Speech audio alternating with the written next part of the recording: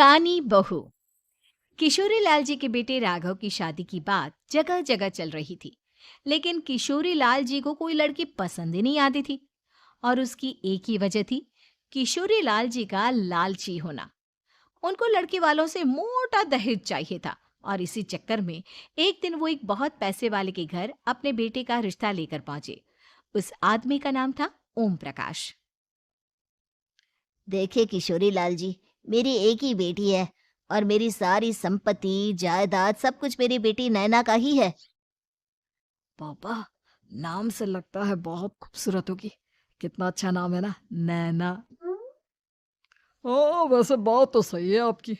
अब इतना पैसा है, जमीन जायदाद है, इकलौती बेटी। आप भी क्या करेंगे, सब कुछ उसे ही देंगे ना। बिल्कुल ठीक पहचाना आपने। बस बेटी की शादी और सारी जायदाद उसके नाम। पापा, बिना देखे हाँ कर दीजिए ना। इतना अच्छा रिश्ता फिर कहाँ मिलेगा, माला माल हो जाएंगे हम। मैं अपनी बेटी को बुलाता हूँ। अरे नहीं नहीं नहीं नहीं, आपकी बेटी का नाम नैना है, सुनकर ही लगता है बहुत सुंदर होगी। रहने दीजिए अंकल। मैं तो आपकी बेटी के नाम से ही इतना खुश हो गया हूँ कि उसे बिना देखे शादी करने को तैयार हूँ। अब तो मैं उसका चेहरा सीधे शादी के बाद ही देखूंगा। और इस तरह राघव नैना का चेहरा नहीं देखता और उससे शादी कर लेता है। शादी के बाद अपनी सुहाग रात पर जब राघव नैना का घूंघट उठाकर देखता है तो नैना की आंखें बंद थी। कितने खूबसूरत हो तुम नैना, जरा अपनी आंखें खोलकर मेरी तरफ देखो तो सही। नहीं, मुझे शर्म आती है। अरे, मैंने तुम्हें शादी से पहले भी नहीं देखा, और अब अगर तुम आंखें खोलकर मुझे देखोगी भी नहीं तो मुझे अच्छा कैसे लगेगा। इससे पहले कि नैना अपनी आंखें खोलकर राघव की तरफ देखती, अचानक से लाइट चली गई और राघव नैना को पूरी तरह से देख भी नहीं पाया। अगली सुबह नैना राघव के लिए नाश्ता बनाकर लेकर आई। अरे ये क्या, आधा पराठा सेका हुआ है और आधा बिल्कुल कच्चा। ये तुमने क्या किया नैना। बहू, तुमने क्या आधा पराठा तवे से नीचे लटका कर रखा था, जो आधा सिका है और आधा कच्चा। मुझे जितना दिखेगा उतना ही तो सीखूंगी ना पापा जी। जहाँ जहाँ मुझे नजर आ रहा था वहां मैंने सीख लिया, और जहाँ जहाँ नहीं दिखा वहां कच्चा रह गया होगा। इसका क्या मतलब है, ये कैसा मजाक कर रही है तुम। अरे बहू, तुमने इतना लंबा घूंघट क्यों लगाया हुआ है। देखो, हमारे घर में बहुओं को बेटी की तरह रखा जाता है। और फिर तुम तो इतना सारा माल लेकर आई हो। देखो, ये घूंघट डालकर रखने की कोई जरूरत नहीं है।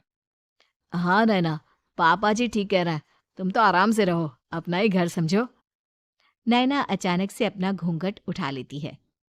अरे ये क्या पापा, नैना की तो एक आंख फूटी हुई है। नाम से नैना, लेकिन ये तो कानी बहू निकली। मेरे साथ धोखा हुआ है, धोखा। बिना दिखाए अपनी कहानी लड़की मेरे संग ब्याह दी।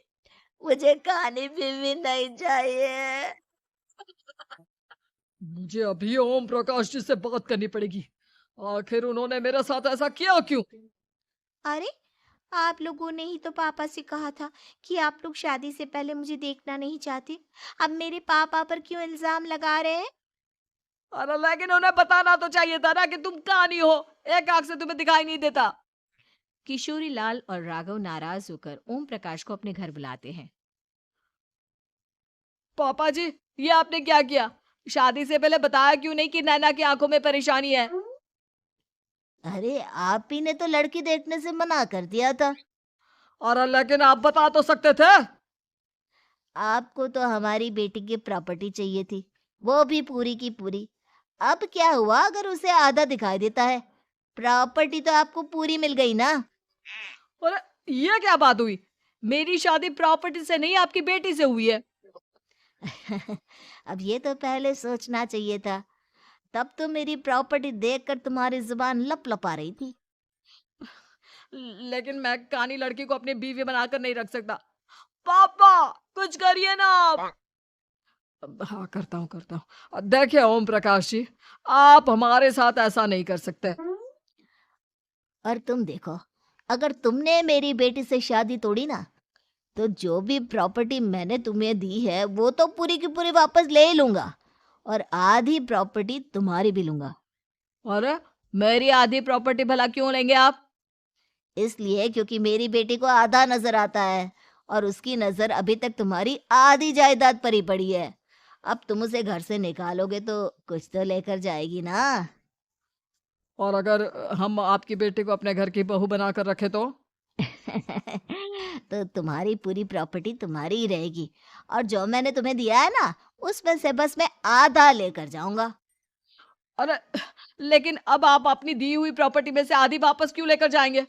अगर मैं आपकी बेटी को अपनी पत्नी बनाकर रखने को तैयार हूं तो?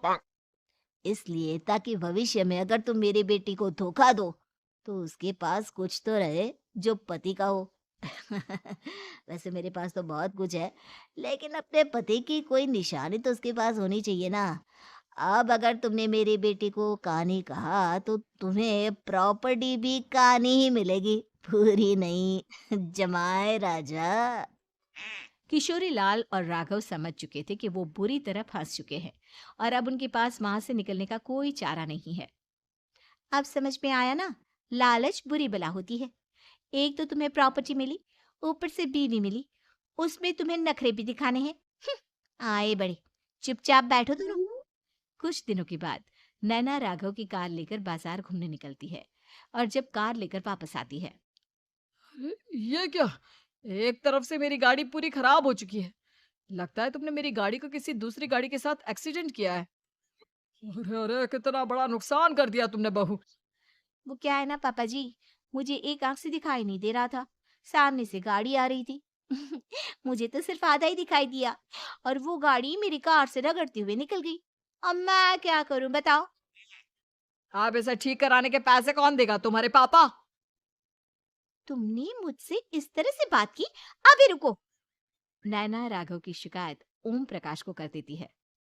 देखो राघव, अब जो मेरी आधी प्रॉपर्टी तुम्हारे पास थी ना, उसमें से आधी और मैं लेकर जाऊंगा, क्योंकि तुमने मेरी बेटी को डांटा। अरे नहीं नहीं पापा जी, गलती हो गई, माफ कर दो। गलती की तो कोई गुंजाइश ही नहीं। अगली बार मेरी बेटी को डांटा तो बची हुई आधी में से आधी और ले जाऊंगा। लालच के चक्कर में हम दोनों ने बहुत बड़ी गलती कर दी बेटा।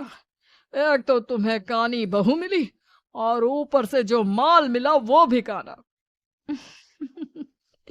इस तरह राघव की हर एक गलती पर ओम प्रकाश उसकी प्रॉपर्टी का आधा आधा हिस्सा लेकर अपना सारा माल वापस ले गया और राघव को कानी बीवी से काम चलाना पड़ा।